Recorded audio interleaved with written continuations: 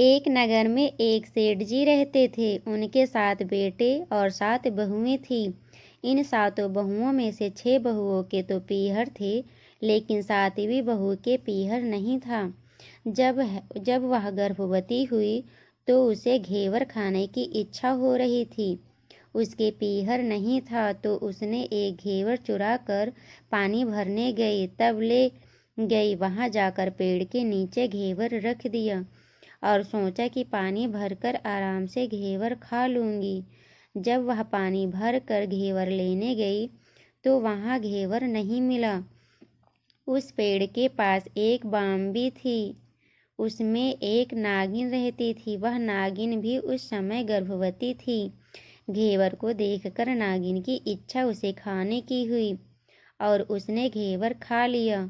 उस नागिन ने सोचा कि यदि साहूकार की बहू मुझे गाली देगी तो मैं उसे डस लूंगी, और यदि कुछ नहीं कहेगी तो इस बिना पीहर को पीहर दिखा दूंगी। साहूकार के बेटे की बहू ने कहा कि शायद कोई मेरी जैसी ही होगी जिसने यह घेवर खा लिया। ऐसा सुनकर नागिन बहुत खुश हुई और उसने अपने बेटों से कहा कि तुम इंसान का रूप बनाकर जाओ और साहूकार के बेटे की बहू को लेकर आओ। नागिन के बच्चे इंसान का रूप बनाकर साहूकार के घर चले गए। वहां जाकर उन्होंने कहा कि हम हमारी बहन को लेने के लिए आए हैं। तब सास ने कहा कि पहले तो कभी नहीं आए, इतने दिन कहाँ थे। तब उन्होंने कहा कि जब हमारी बहन का जन्म हुआ तब हम नानी के घर थे, और शादी हुई तब हम परदेश कमाने के लिए गए हुए थे। उन लड़कों ने बहुत सारे कपड़े, गहने और मिठाइयाँ बहन के सास और जेठानियों के लिए ले गए थे। सास अत्यंत प्रसन्न थी और जेठानियाँ उसे देखकर जल भुन रही थी। सास ने बहू को उनके साथ में भेज दिया। बांबी के पास जाकर उन्होंने कहा, बहन, हम नाग हैं। उस दिन जब तुमने पेड़ के नीचे घेवर रखा था तब तुम्हारा घेवर हमारी माँ ने ही खाया था। उन्होंने तुम्हें अपनी बेटी माना है, इस नाते से तुम हमारी बहन हुई। बहन, अब तुम हमारी पूंछ को पकड़ लो और डरना मत। उनके कहने पर वह पूंछ पकड़कर बांबी में चली गई। वहां पर उन्होंने उसे बहुत लाड प्यार और सुख से रखा। वहीं पर उसने एक लड़के को जन्म दिया। जब उसका लड़का थोड़ा बड़ा हुआ तब की बात है, पड़ोसन ने साहूकार के बेटे की बहू को सिखा दिया, अगर तू तेरी माँ की इतनी ही लाडली है तो तू तेरी माँ से कहना कि आज तो नागों को दूध ही पिलाऊंगी। पड़ोसन का ताना उसे सहन नहीं हुआ। वह माँ से जिद करके नागों का दूध ठंडा करने लगी। अभी तक दूध ठंडा नहीं हुआ था, उसके बेटे ने घंटी बजा दी। घंटी की आवाज़ सुनकर छोटे बड़े सारे नाग दूध पीने के लिए दौड़ पड़े।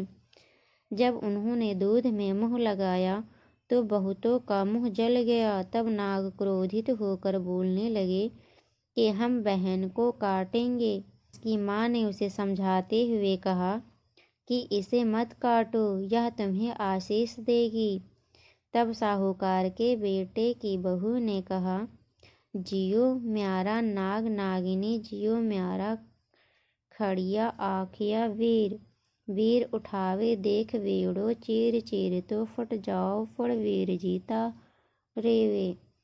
थोड़े दिन बाद जाने के बाद पड़ोसन ने फिर से ताना मारा कि यदि तेरी माँ तुझ पर विश्वास करती तो तुझे 7वें कोटे की चाबी देती। उसने माँ से जिद करके चाबी ले ली और जब ताला खोला तो अंदर झूले में बाबा नाग झूल रहे थे। उसने बाबा नाग से कहा, सतसिया राम बाबा। उन्होंने कहा कि तूने सतसिया राम कर लिया, वरना मैं तुझे डस लेता। तब उसने कहा कि आप तो मेरे पिता हो, मुझे कैसे डर सकते हो। और बोली, जियो नाग नागिनी, जियो वासुकी नाग, जीर्ण मेरो लाड, लड़ाया 9 करोड़ को हार। नाग देवता ने उसको 9 करोड़ का हार दे दिया। माँ ने अपने बेटों से कहा, भाई तो अब घड़े बड़े घरों में हाथ डालने लगी है, उसे घर पहुंचा दो। नागों ने साहूकार के बेटे की बहू को बहुत से गहने कपड़े दिए और ससुराल पहुंचा दिया। थोड़े दिनों की बात है, उसका बच्चा झाड़ू तोड़ रहा था। ताई ने कहा, झाड़ू मत तोड़, इतना तोड़ने का शौक है तो तेरे नाना मामा के यहाँ से लाया होता। सांपों ने सुन लिया। माँ से जाकर कहा, माँ ने कहा, 2 झाड़ू सोने की बनवाऊं, 2 चांदी की बनवाऊं और दे आओ। ताइया देखकर जल गई। कहने लगी, इसके तो ताने मारने से धन बढ़ता है। कुछ दिनों के बाद की बात है। बच्चा गेहूं बिखेर रहा था। ताई ने ताना मारा, गेहूं बिखेरने का शौक है तो नाना मामा से ले आता, हमारे यहाँ तो मत बिखेर। सांपों ने सुन लिया। जाकर माँ से कहा। माँ ने कहा, 2 बोरी दाने सोने की घड़ाओ, 2 बोरी दाने चांदी के घड़ाओ और दे आओ। ताइया और जल गई और कहने लगी, इसे ताने मत मारो, इसका धन बढ़ता है। छोटी जेठानी लकड़ी लेने गई, वहाँ सांप था।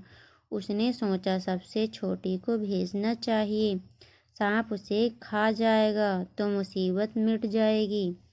छोटी बहू लकड़ी लेने गई तो वहाँ सांप बैठा था। बोली, भैया राम राम। सांप ने झट से बिछुए दे दिए, पहनकर छमछम करती चली आई। जेठानियाँ देख कर जल गई। 2-4 दिन बाद पान की गड्डियों में एक सांप देखा तो बड़ी जेठानी ने सबसे छोटी को पान लेने भेजा। उसने सोचा, आज अवश्य सांप काट लेगा। सांप को देखकर छोटी बोली, भैया घर के क्या हाल चाल हैं? घर में सब ठीक तो हैं?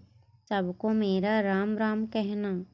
सांप ने मुंदड़ी पहना दी। जेठानियाँ फिर जल कुढ़ गई। उसका पति दुकान से आया, तब सिखा दिया कि तेरी बहू के तो सांप बिच्छू से दोस्ती है।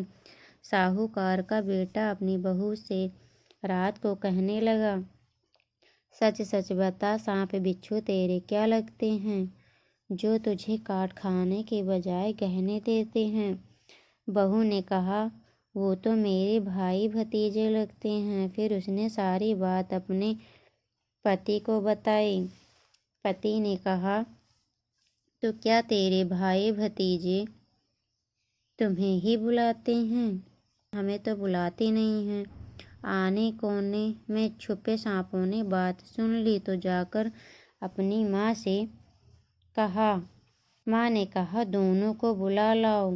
वे इंसान का रूप बनाकर दोनों को व बच्चों को बुला लाए। खूब कपड़े गहने देकर तीनों को विदा किया। ऐसा सामर्थ्य पीहर नागपंचमी की कहानी कहने वाले को, नागपंचमी की कहानी सुनने वाले सबको मिले। जैसी अनपीहरी वो पहले रही थी, किसी को भी ना रखें। Thank you. Please like and subscribe my channel. Bye bye.